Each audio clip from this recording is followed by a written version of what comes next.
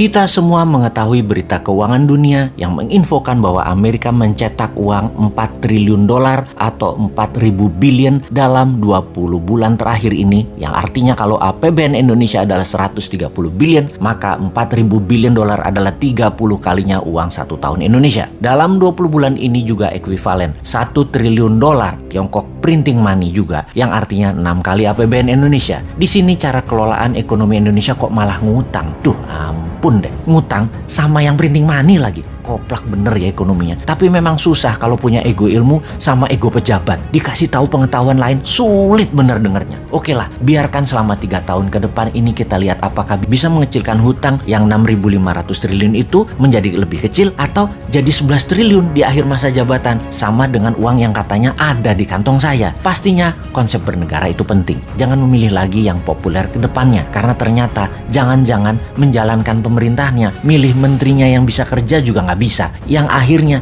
dia lagi yang ditunjuk untuk menyelesaikan proyek mercusuarnya. Coba lihat dengan seksama siapa yang bisa bertanding di tahun 2024. Semuanya dirinci. Bisakah membuat rupiah ke 10.000 terhadap dolar? Bisakah membangun tanpa pinjaman IMF dan pinjaman Tiongkok? Bisakah membuat Indonesia menjadi raja ASEAN di tahun 2035? Bisakah mensejajarkan Indonesia dengan Tiongkok dan Amerika di tahun 2045? Apa konsep ekonominya? Apa konsep pertahanan wilayahnya? Pasti nggak ada. Sebutkan 3 gubernur yang populer saat ini di survei terdepan. Mampu nggak dia? Coba tanya incumbent yang saat ini jadi menteri, yang beberapanya cukup genit untuk menari di tahun 2024. Sekarang ngapain aja mereka? Lalu di tahun 2024 nanti mereka ngapain? Rasanya sulit membuat Indonesia menjadi superpower kalau mereka-mereka ini yang menjabat. Ini pertanyaan dan pernyataan loh. Tapi mereka harus buktikan dengan konsep-konsep mereka itu. Atau sisi lain, oposisinya. Siapa yang akan menari di tahun 2024 dari oposisi saat ini? Apa konsep luar negerinya? Timnya siapa saja? New Mind setidaknya ada 5 orang yang sudah dijual tampang mereka dikemas dalam promosi workshop. Mau tahu 100 orang lainnya lagi? Perlahan New Mind akan pajang siapa saja mereka dan silakan menilai. Pastinya mereknya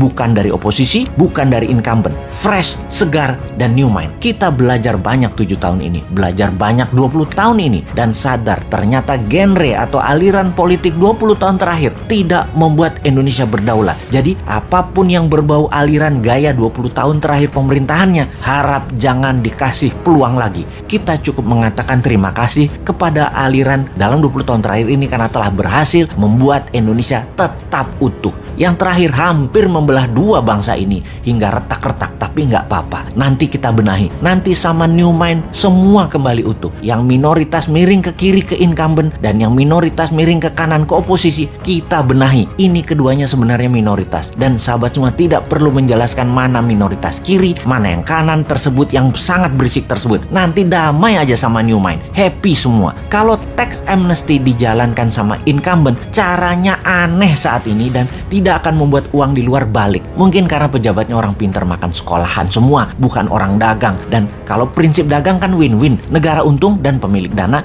juga untung. Nanti kalau New Mind yang jadi, yang 11.000 triliun itu masuk sendiri tanpa dipaksa, tanpa disuruh-suruh, dan tanpa ditekan. Kalau yang sekarang negara doang yang mau untung. Secara teori di sekolah memang begitu. Kuat di konsep dan kuat di kertas. Di prakteknya ditinggal, dilepeh. Nanti New Mind masukkan dolar milik swasta ke tanah air dengan lebih cantik. Nggak galak, nggak pakai buzzer, nggak naikkan pajak, nggak ada framing dan kriminalisasi. Kita main cantik, semua happy. Mau tahu caranya? Nanti di 2024 kita praktekkan.